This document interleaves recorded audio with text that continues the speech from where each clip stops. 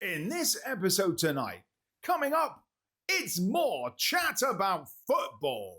Changes from the bench. Now that they've increased it to 5, that's ridiculous. They'll increase it to 5 substitutes.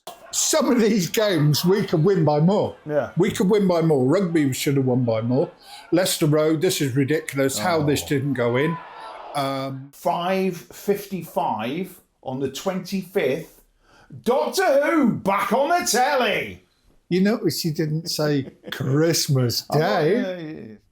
Hello and welcome to the Merry Christmas edition, brought to you by the Elf. I'd have a humbug, but they're too sweet and it's got nothing to do with... That's fine. I don't follow it. That's fine. So, anyway, this is Corby Town TV, the festive edition, maybe, here on YouTube. And please like us, subscribe and follow us and hit the notification button. I am Chuck. And this is Michael. Though today he is the elf. Michael the elf. And, yes, with my ears. Big ears. And obviously there was a joke there about Noddy, but we'll leave it with the elephants. Yep. So, yeah, it's that week, isn't it? This is going out on a Monday. What will that be? That'll be the day, won't it? It will be Christmas Day. Whether we release it on Christmas Day or not, who knows? Now, yeah, go on. Keep going. What else is happening that day? Nothing. Exactly. Now, because there's nothing good. There's nothing good about that particular day. But something good is happening this year, and it hasn't happened in a while. What would that be? 5:55 on the 25th. Doctor Who back on the telly. You notice he didn't say Christmas Day. No, the 25th. And anyways, and the joy of Boxing Day has been taken away from us because it has no football. So I would imagine this could be one of those occasions where our footballers, the Corby Town players, who usually take it easy on that day, might be thinking, "Oh, I'll have an extra Brussels sprout then." Load them up, please, the Brussels sprouts. But have you seen this? This is almost kind of festive food. There's footballers now eating chicken feet because of the extra cartilage that's in the chicken's feet, and they're cooking these up because it gives them a better aid after games. It recovers them better, and they're eating all this chicken feet, and tell you, as a vegetarian, I can't think of anything worse. But it was who did this? This Andros Townsend. Oh yeah, he's doing this because he's getting on a bit, and he needs to get fit quicker and recover better after the game. So if Corby Town players, if you're thinking that sounds like a good idea, chicken feet. So that and Brussels sprouts, because Brussels sprouts are good for you, and chestnuts as well. Chestnuts. We're talking festive, For chestnuts are good for destroying bad cholesterol. I've found out today. I need to eat lots then. There you go. So interesting stuff. See, whenever I eat cheese, I often just eat a raw onion with it and just crunch on it like an apple. Oh, right. No, I slice it up because I'm quite clever. And I've got sharp knives. But yeah. Don't use them on yourself then. I won't. But yeah, so games coming up. We haven't had a couple of games for a while. We played Market Harbour Town Football Club, and we'll leave that there. But we've played also Boldmere St Michael. Yep. Yeah, and this has been recorded before those games, just in case you want. And that was a good occasion, but I'd like to hope we've broken that record that we have. And here we are on the 25th. I'm guessing this is going out, according to Michael. He's putting this 25th. 25th. And we haven't got a game on Boxing Day, so our next game will be the 27th of December, away versus Cambridge City at St Ives Town. Now, it's still only 40 minutes away down the A14, isn't it? So Yeah, don't get confused. Don't think you're going to St Neots. That's the wrong place. But St Ives, and St Ives. Apparently, I've known this. I've not been to St Ives, the football ground or the town, but apparently it's a nice little market town. Apparently, Yeah. I went there once, but I only went to the football and that. So we'll have to have a butcher's around that. It's a Wednesday night kick-off, 7:45. If you're coming up to Steel Park, as we play Rushton and Diamonds and Higham and Town United Football Club, whatever they're called. That's who we're playing that day. So Rushton and Earthlinborough, Higham Town Diamonds, and that's who they are on it.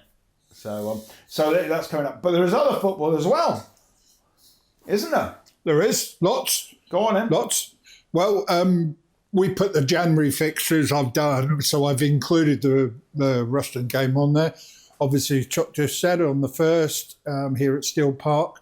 Then the next game beyond that is Saturday the 6th of January, and it's away at Coleshill Town, and they play at Pack Meadow.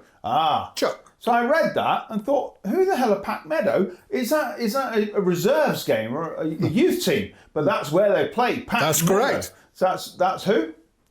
Coleshill Town. Coleshill. Now I get confused. What's the other one? You got Colesville and Coles. No, what's the other one? Colville. No, is it Colville. Colville. And Coles right, Hill. which is in Leicestershire. Yes. And Coleshill is in Birmingham. Okay. Coleshill. That's fine. Yeah. Because one of them, the one in Leicestershire, was the birthplace of the Christmas toy, 1975, Action Man. You said Christmas. I did. It slips out. Then Chuck can read the next one out. Oh, what's that? The 13th of January, 2 days before the special day, because the special day is a Monday. I will be in London after this, so we're at home, are we? Yep. Is that what that means? It says Steel Park. So that means we're at home. Yep. I don't know who that is. Rugby. Is that rugby? Yes. Is that VS Rugby? Yes. No, Rugby Town. Rugby Town. VS Rugby was a better name, wasn't it? Was it? I don't know. Because if you're collecting your programmes, your football programmes, and you've got a couple of programmes from VS Rugby, it might be the only V that you've got alphabetised if you've put all your programmes together. And now, if you have to put VS Rugby now, and on the tab, right, maybe, please now go to Rugby Town and R. So they still play at Butlin Road, don't they? Yep. But that game's here on the 13th, and I think what's happening after that game, I'm not going to go for a beer. I'm going to shoot off down to the railway station, and I'm going straight to Londinium to celebrate the greatest day of the year, which we all know is the 15th. So yes, and then on the Tuesday the 16th. Tuesday the 16th, rearranged game being played at the John Sylvester Stadium. Who's John Sylvester then? I don't know. I just read that and I copied it. That's good. It's against Walsall Wood. Walsall Wood.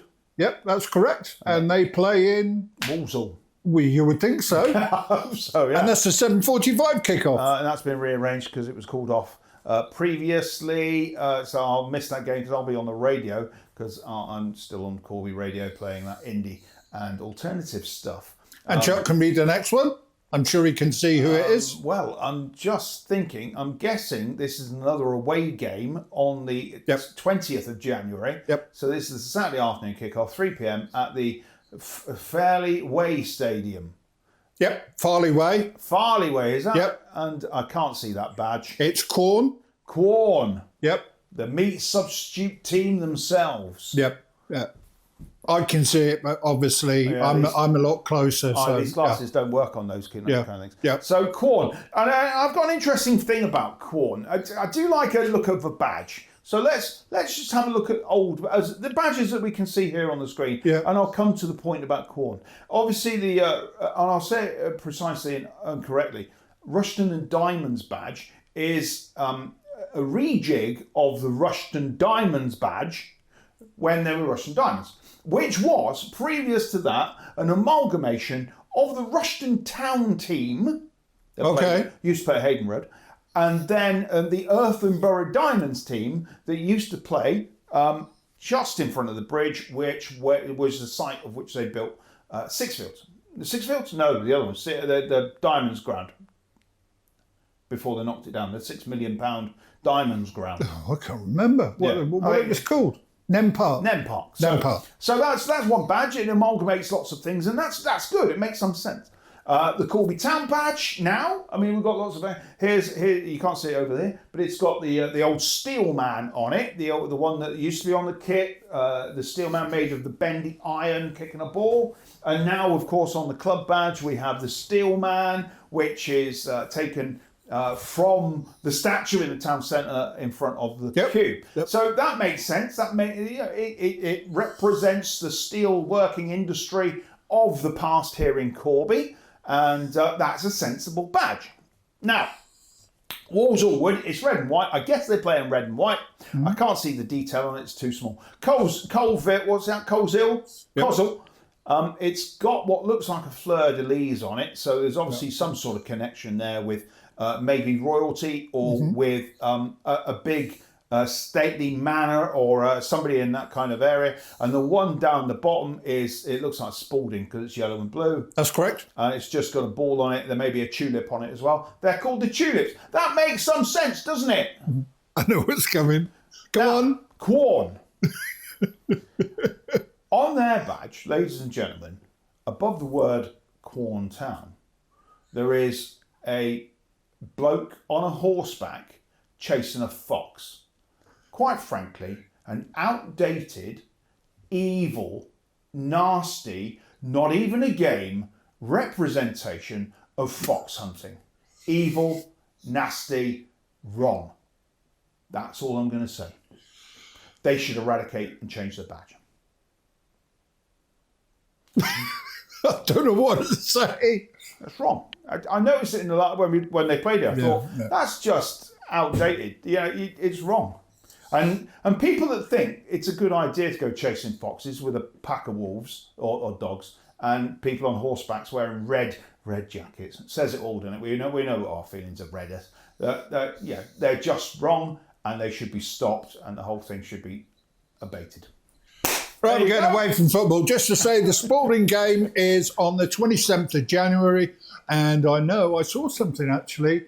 It's 3:00 here at Steel Park, and I just see somewhere it was Spalding, and they're not offering a free bus for their supporters over here. They're not offering? They are. Are they? Yeah, I'm sure I said it not, but I meant to say, are they not? I'm sure. Yes, I'm sure that's what I saw. Let's be complimentary about it. It's nice that their team are putting on a free bus. And it's also nice that some people that live in the Fens are getting the chance to actually leave their town because if they came in their own vehicles, their horse and cart maybe wouldn't get them here. Then, Michael, roll VT. And we're going to talk over this. All right, I know what's on it. Okay. Keepers. Good, bad and ugly. Yeah. Now, this is all to do with our wonderful keepers. That's a nice picture, isn't it? That's a nice kit. Yeah. And this is a man that defies opinion. Good old Thomas there, who pulls off some wonderful saves. And, but this is not just... that was against Spalding by looks of the way. Based on one person. This is several keepers that we've had that have pulled off some wonderful saves, but have also struggled in certain aspects of the game. And you're going to see, you're seeing some great stops here. It's a great fantastic. Stop, brilliant. That is Harbury is a cracking save, and here's another one coming up. Again, he's quality. This one is kind of maybe should stayed on his line a bit, but the defence was there to bail him out. So, and again, this is away at Deering. What a great save this was. Really got down well. And, fantastic. Oh, Danny. This one was, probably the ugly bit. He spread himself well. Who's this in the blue and blue kit? This is St. Neots, and again, Thomas, what a save. And this one is Ben Heath.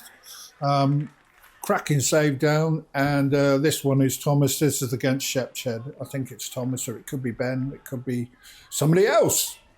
Thomas again. He makes these type of saves look quite easy. And I think now, here we are. We're on to the bad bit. Now, the bad bit is all gaffes made by our goalkeepers. Now, it doesn't matter which goalkeeper it is. They're all horrible mistakes. And do you know something? I reckon we've lost so many points. I mean, this is funny. Oh. Who's that in goal? Is that big? Jason Alexander. This shouldn't have even happened. The ref should have said, my error, we'll take that back. But that's, apparently the story goes, the ref spoke to the keeper. The keeper didn't understand. He just played on. And what is he doing? Big Jason Alexander there. But and it's quite clear, people point out Thomas, but sorry, every time I talk about him, another gaff comes up. But it's not just him. It's not just him. There are other people involved. I believe this was Ben Whiting. And again, that's one in 100 chance that happens. Yeah, absolutely. To clear the ball. Absolutely. But it wasn't the best of back passes either. No. This one was Ben Heath. I'm not sure what he was trying to do there. He sort of wandered out and didn't do a lot. So well, he couldn't dive because he was out. No. This one was all that conversations, isn't it? Communication. And there we have it. That's it. So that's my good, the bad, the ugly. A nice compilation of shot stopping and diabolical keeping. So now that we've left our keepers out to dry, I'm sure they'll all be watching that going, why have you done that to us? This is tongue in cheek. That's all it is. It's a laugh. It's not aimed at any individual. That's hence the balance of the really good stuff and the funny stuff. That's it. The whole team acts as a team and they are all together. And I think that if we can get a win here at Still Park in 2023, if that's happened, excellent, because this will going out the last week of the year. So what else have you got there on your video machine? Well, I've got loads lined up. Okay. If I can get this to play.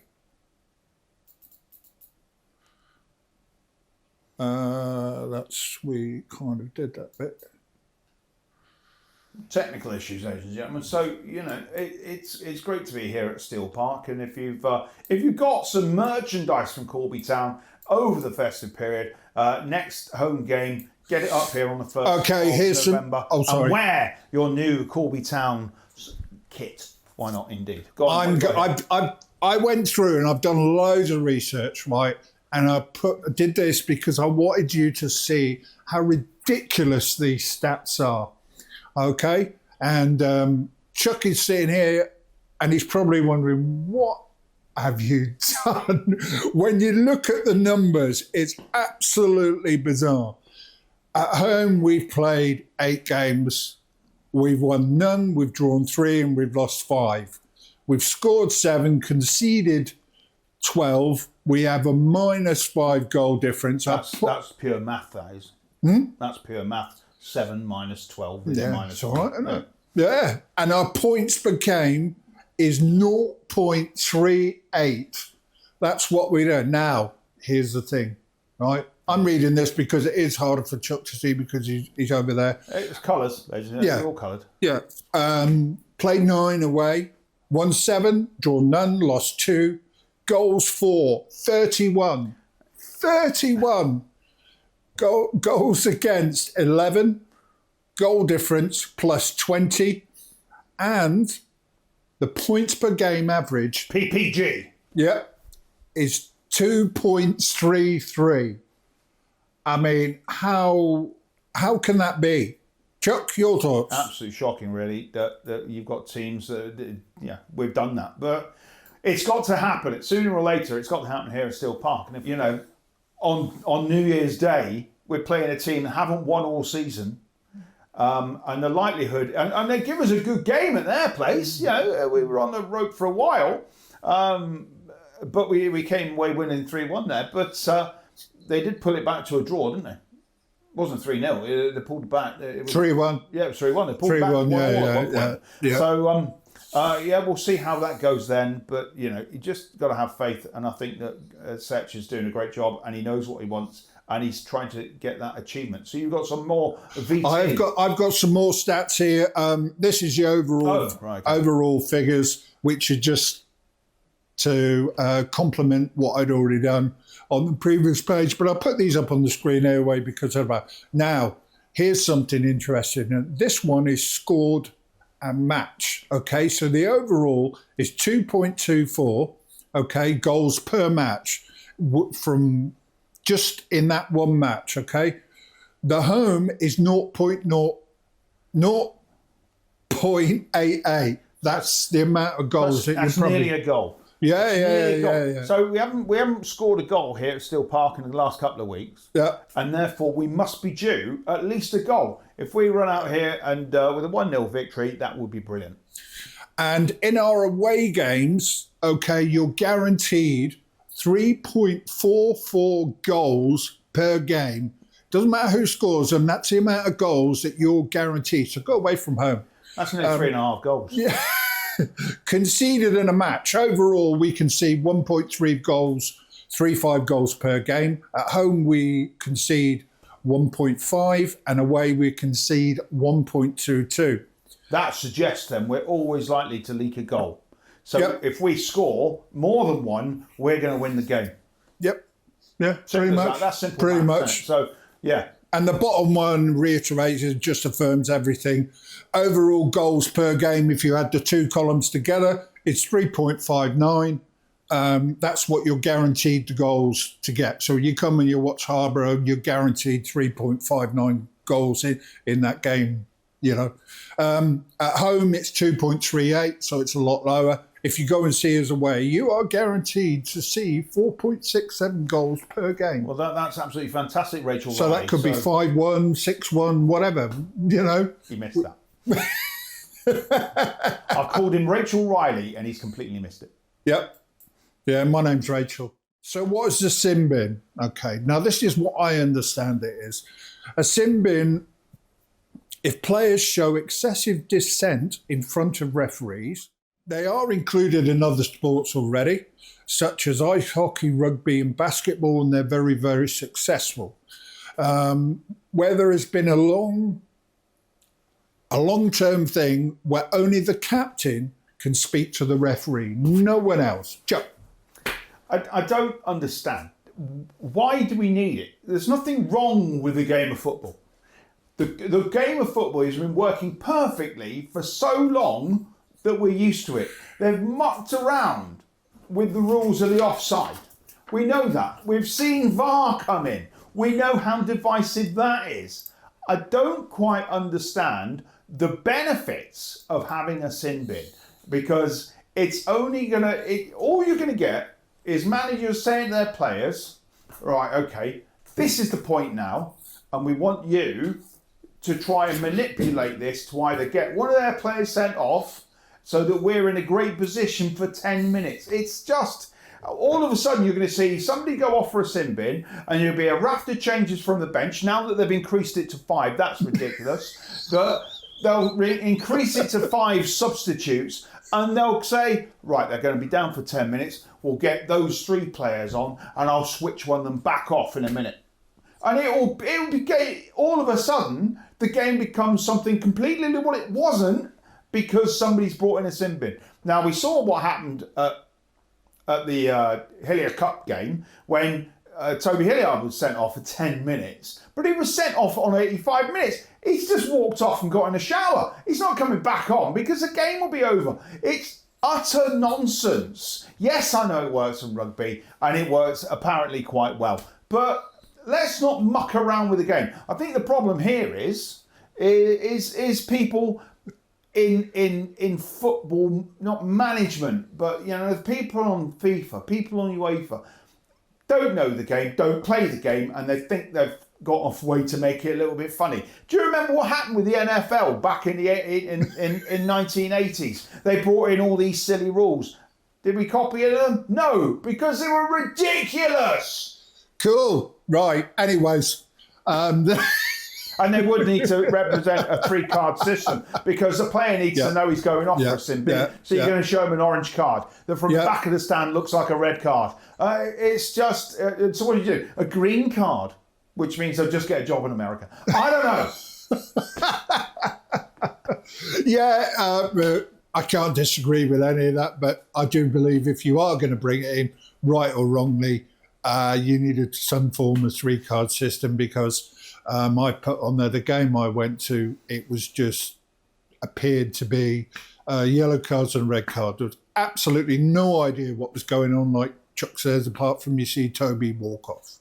The best thing that's happened, or the best new rule that's happened in football in the last year or so that we saw in the World Cup finals was referees with microphones and telling the crowd what's happening after a VAR decision. Get that introduced. Yep. That would make some sense because it ties people in. And it just shows that the referee has the authority, and he's right. He said, foul on number 4, penalty kick. And that's all that we need. That's what we need in stadiums.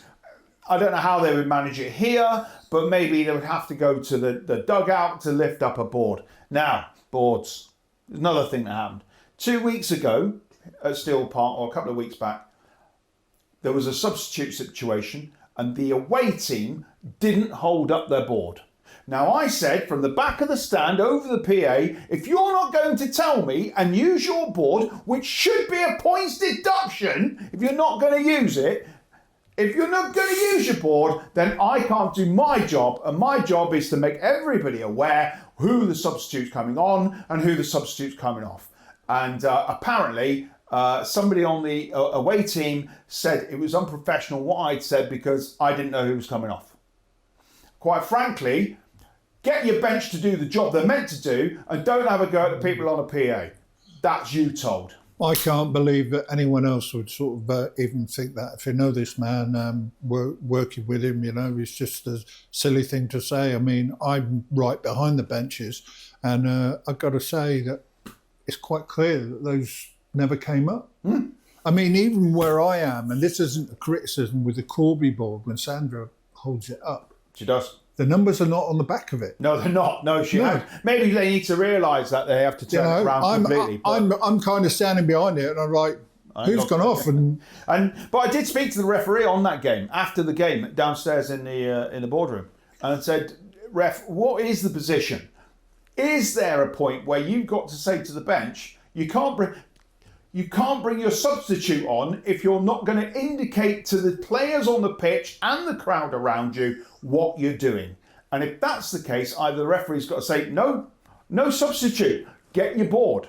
Or it becomes a direct yellow card to the manager to say, you know, it's a yellow card, you haven't used your board. But there's got to be some sort of marker to say that this is the situation, because it only happens in non-league. You know, it doesn't happen on the telly. You wouldn't see Derby County not putting up a board when they're doing a substitution, would they? I mean, it wouldn't happen. You wouldn't be watching Derby County, would you? No, I wouldn't. No. Nothing against Derby, obviously. Come on, Rams. Yep. I'd never say that. No. That's something. But having said that, there are some teams before the game, and this is straight up because I've seen it, and they'll go to the maybe the home team or whatever it may be and say, look, we haven't got a board. Can we use yours? I don't find that difficult to do. You know, it surely can't be that difficult. Well, and most clubs will comply with that. Yeah, I believe what actually happened on that occasion, the person that was meant to hold the board up, because they had the board, was the trainer, the Fizz. But the Fizz was out on the pitch dealing with the player. Right? Get somebody else to do it! And who was that again? I think that was the Quorn game, wasn't it? I'm not sure which game it was. So talking about meat substitutes, that's all they needed on the bench. Yeah. I've got my hands down here. You can't see what I'm doing to the camera at the minute. Yeah. So, yeah. Anyway, you've got more. I've got more, and I'm just going to kind of skip through this. So really. This is still about the bin. This is about the sin bin because I wanted to try and get as much information out there. and then we may cut bits out or whatever we'll do. 75,000 cautions in 31 leagues. 25% of them were for dissent. The feedback that came round out of the pilot scheme that was run, there was 1,400 users. 72% of the players wanted to continue with sin bins. Bear in mind that this is at step 5 and below, not step 4 going into the... Well, that's nearly 3/4 of all the players. 77% of managers, coaches wanted to continue with sin bins. Well, of course they do, because it's problematic to them if there's somebody's red card and they're off the pitch. And the ones that are probably most likely the referees, and you would only expect it was going to be 84%. In highlighted players, behaviour match and experience improved. It showed players self-policing the game. I'm not quite sure I understand that one. I think a lot of players probably wouldn't do that. The proposals will be considered at the IFAB's AGM, and they're the ones that send their proposals to UEFA and such. I think my understanding is they're a separate entity. If I'm wrong on that, please. In March, any changes will be approved, which is March coming, and will be incorporated, if successful, into the laws of the game from July the 1st, 2024. But that's not set in stone. That's just what they're proposing. There's other questions there, right? Where are the players going to go? If they're sin binned, where are they going to go? Now, if it's what would be a yellow card and they're sin binned and they come back on and they get another yellow card, that's a red card. That's the same as the last one, but a different colour. And it's just, I don't get, what's the benefit? Who's going to benefit? It's more going to benefit the team that have lost a man and should be down to 10 men, because that's what's going to be shouted from the stand. It's almost like shouting cheat, because they've got a player gone who should have been off, deserves to be off, but he's allowed to come back on. It's not, I don't see it as right at all. Yep. And does it mean that the amount of automatic red cards will go down because the referee will take the soft option and go, oh, all right then, 10 minutes over there, get yourself a wee drinky and put your fleecy back on so you're nice and warm and you're still when you come back on the pitch in 10 minutes. It's wrong. It's wrong. And I think Chuck raised a valid point a little while ago there, where he said that how do you manage the 10 minutes?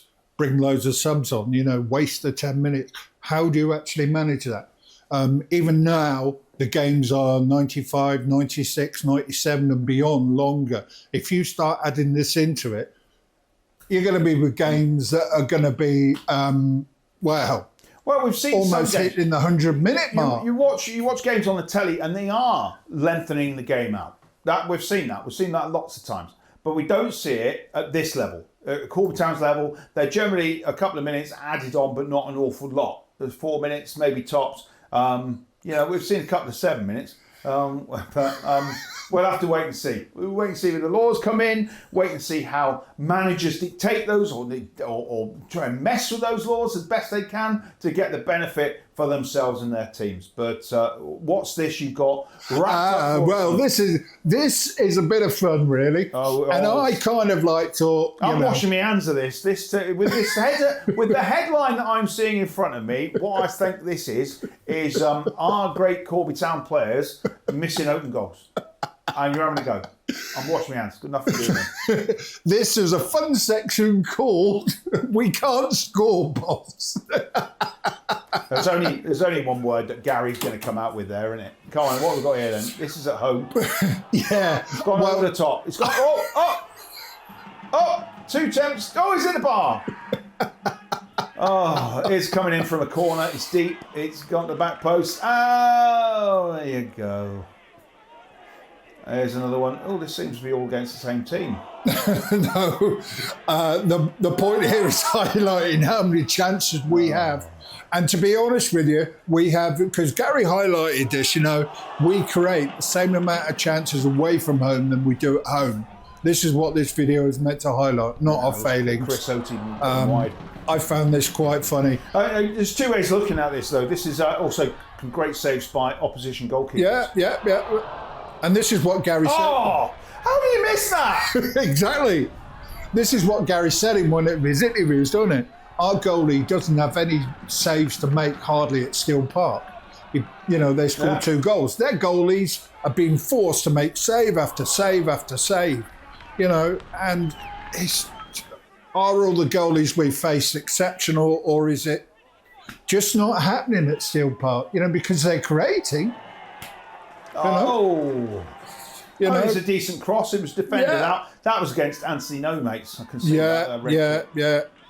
There are a few, again, balls into the box, not quite being, able to deal with. This one, into the box again, the post in the way, That was a back pass. We haven't had the best of luck, okay? And that's what I'm putting it down to, the best of luck. The ball isn't quite right. And when we do get through, this happens. That's hopefully as a free kick, and he should have been sent off, wasn't he? He is. And the reason why I put this in here is Drew Richardson's reaction. He waving the player off. waving Which I think is epic. And again, this is another one. Through on goal, what do they do? Toby's brought down again. Well, we've been quite successful from the penalty spot, haven't we? So that one did lead into a goal. And again, I think this must be Anstey again. With their pound shot Liverpool. Well, yeah. Again, some wonderful play, and it's just not falling. Back in the box, there's 2 players in front of the stick. It's just not falling. But what I'm hoping to do is highlight the fact that we are creating. We're still creating. Now, this goes back to... we're at home in an away kit. What's that about? We're playing Peterborough Sports. It was kind of like pre-season in this one. But again, I wanted to show you, even in pre-season, the chances that we were having. We're just creating so much, chance after chance after chance. And like Chuck says, it will change. It's got to. And sooner or later, we will hammer somebody. This is a game we lost 4-0 in the cup to Lowestoft. And you might think, we're 4-0. But even then, we had... you said to me with this chance, you thought it had gone in or whatever. How he doesn't put that in, I don't know. And, it is difficult, I know. But here, Danny Gordon, what a ball that is. We've just been hit by some terrible injuries, of course, this season as well, so that hasn't helped. No, the Town one about, this is just brilliant goalie. How does he keep that out? How does he keep that out? And, the boys are trying, aren't they, Chuck? They are. And I think, I think it's going to be a different second half of the season. I think a little bit of extra belief, a little bit of luck maybe going our way, and all of a sudden, as you say, we'll batter somebody at home, the season will turn around and we'll start losing on the road. Yeah. No, I think that's a rugby, isn't it? And just so you know, yes, we do miss chances away from home, but we're scoring goals as well. Some of these games we could win by more. Yeah. We could win by more. Rugby should have won by more. Leicester Road, this is ridiculous how this didn't go in. Just a horrible ground and horrible place to be. But Coventry Sphinx wasn't the best of game, but Chris Oaty came on it. And again, this is another one. Why did he just not put his foot through it? But we scored 6 on that day. Here's another one at Coventry Sphinx. Again, the goalie had an inspired game. That's a decent save. Back to Gresley. We got 6 goals out there. We got 6, but it could have been more. And it could have been more. This one is a world save, really. He's been watching Thomas playing goal. And this one, well, I still can't believe how he didn't score this. This is what's his name? Dylan Edge. Just kicked it directly at Oh the yeah. So there's chances. Maybe you need a compilation of goals to get us all back in the spirit of things. There is. Hey! There is a compilation of goals. So I watch a show in a balance and everything. We're not going to do that today, otherwise the episode would be very long. Very, very long. Oh, we can cut it, but again, this is a prime example of, this is a game we lost actually, but I'm not sure how we lost it. This is the way it's Shepshed. The chance after chance after chance, we dominated the game in the second half, and it was just unbelievable. But again, what a save from the goalie, one-on-one. Jordan's in here, and the goalie comes out and smothers him. This one is away at Spalding, who we did win, but just again and again and again, it's just... That just shows what a terrible shadow we have at Steel Park. Yeah, it does, yeah. This one's a bit of a... Oh, it bubbles at him at the wrong time. And, yeah, so we're going to go in for more here. I think this is Sutton Coldfield, actually. How lucky does the keeper get there? How lucky? It's just that we are not having enough fortune in front of goal. Like you say, it will change. Yeah, it will change. And we will, like people say, somebody will take a beating at some point. And, it's last-ditch defending from all the teams that come here. And, we're creating, aren't they? Oh, yeah. I mean, there's nothing wrong. And I think that's why the fans have stayed with us. They're watching this and they can see the effort. They can see the fact that we are actually producing good football. We're getting shots in the right place. They're just not falling into the back of the net. So a lot of these are on target too. Indeed, it's down to the opposition goalie.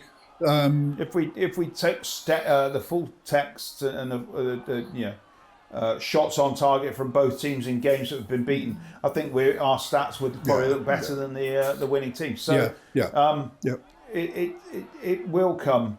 And I have faith that will happen. I'd like to think it will happen this year in 2023 when we're filming this rather than in 2024 and we have to wait a little bit longer. But I think it will happen. I really hope it doesn't have to wait until the first of the new year. But we'll wait and see what happens, and we'll be there to report on all the great entertainment and wonderful goals that we have here at Steel Park, home and away. So, yeah. And we do have a goals programme coming up between Christmas, and it will be released on New Year's Day. There you go. Something to look forward to in the new year. Hang on. You've got another silly hat to put on. Yeah, we got a guest. We got a special guest this time. This guy is... In that case, let me just... I'll talk to the camera and you can get ready. It's almost as if, we can't imagine who it could be joining us here in the studio. I think he's well known for visiting every house, which is quite impossible, in one evening, and likes to give children who visit superstores a scare. Ladies and gentlemen, it's Santa Claus. Ho ho!